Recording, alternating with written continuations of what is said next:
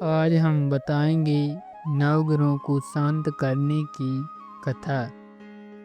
भारतीय ज्योतिष और धर्म में नवग्रहों जैसे सूर्य, चंद्र, मंगल, बुध, बृहस्पति, शुक्र, शनि, राहु और केतु का विशेष महत्व है।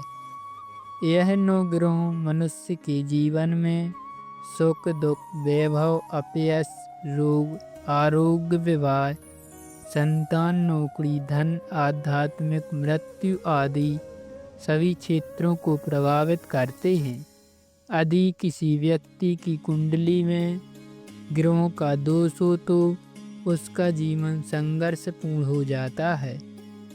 लेकिन शास्त्रों में ऐसा उपाय और कथाएं मिलती हैं जिनसे इन ग्रहों का दोष शांत किया जा सकता है। आज हम बताएंगे आपको एक ऐसी प्राचीन, पवित्र और प्रभावशाली कथा सुनने जा रहे हैं जिसे श्रद्धा और भक्ति से सुनने अथवा पढ़ने से मनुष्य की कुंडली के समस्त दोष शांत हो जाते हैं और ग्रहों की कृपा प्राप्त होती है। बहुत प्राचीन समय की बात है। एक नगर में धर्मदत्त नामक एक साधु रहते थे। उन्होंने जीवन भर धर्म का पालन किया, परंतु उन्हें जीवन में सुख नहीं मिला। कभी धन की कमी, कभी परिवार में रोग, कभी अपयश तो कभी संतानों में बाधाएं आती रही। धर्मदत्त ने गहराई से विचार किया, मैंने सदा सत्कर्म किए हैं, फिर मेरे जीवन में इतना कष्ट क्यों? उन्होंने ज्योतिषाचार्य से अपनी जन्म कुंडली दिखलाई। ज्ञानी पंडित ने बताया, हे धर्मदत्त, तुम्हारे जीवन में नवग्रहों का गंभीर प्रकोप है।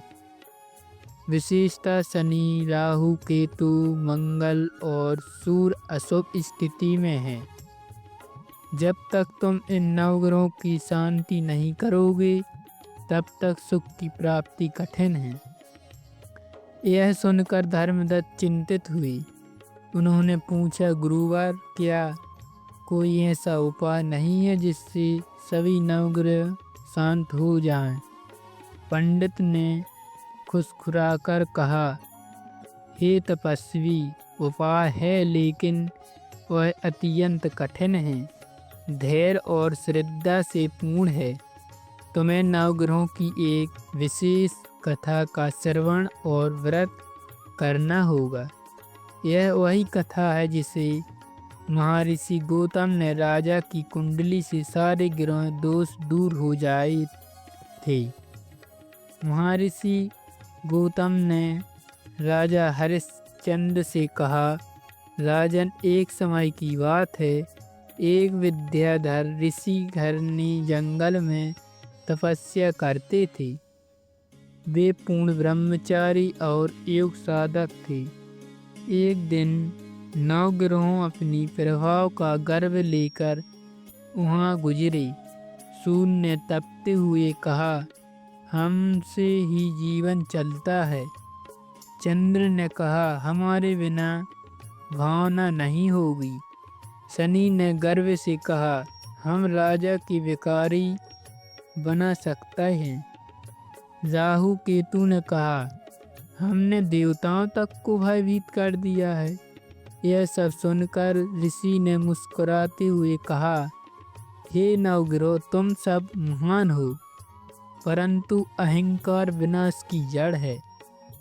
अगर तुम अपने प्रभाव से किसी मनुष्य को जीवन भर दुखी कर सकते हो तो मैं अपनी तप से एक ऐसा कथा कहूँगा जिस सुनने मात्र से तुम्हारा प्रकोप शांत हो जाएगा।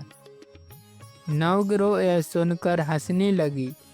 उन्होंने कहा, हे ऋषिवर, यदि आप ऐसा कह सकोगे तो हम अपने अहंकार का त्याग कर देंगे और तुम्हारा कथा को पवित्र मान लेंगे। और ऋषि द्वारा रचित नवग्रह शांति कथा विद्याधर ऋषि ने एक दिन एक विशेष नवग्रह यज्ञ संपन्न किया।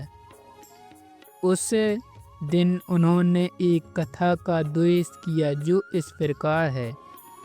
बहुत समय पहले सतगंगा नगर में गोविंद नाम का एक गरीब किसान रहता था। उसका जीवन अत्यंत कठिन था।